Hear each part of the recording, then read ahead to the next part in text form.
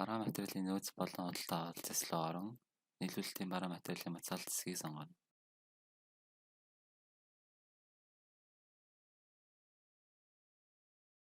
Create буюу үүсгэх төвшин дээр даран шинэ баримт үүсгэнэ.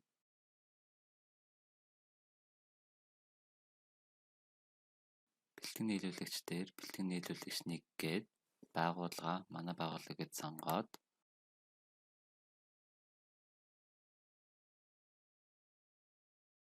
бараа хэсгийн бараа сонгох төвшин дээр даран буцаах гэж бараануудаа сонгоно.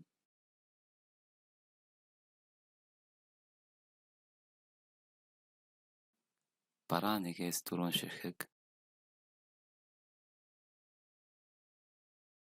бараа 2-оос 15 ширхэг гэж сонгоод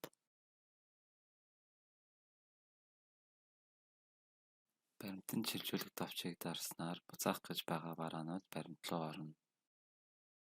Хамгийн доор нь нийт дүн, төлбөр, хоорондын тооцоо зэрэг зүйлс дэлгэнэнгүй харагдаж байна.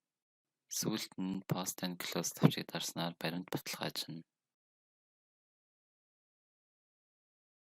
Нэмэлт хэсэг дээр нотын дүн бодох үгийг шийдэж өгч болно.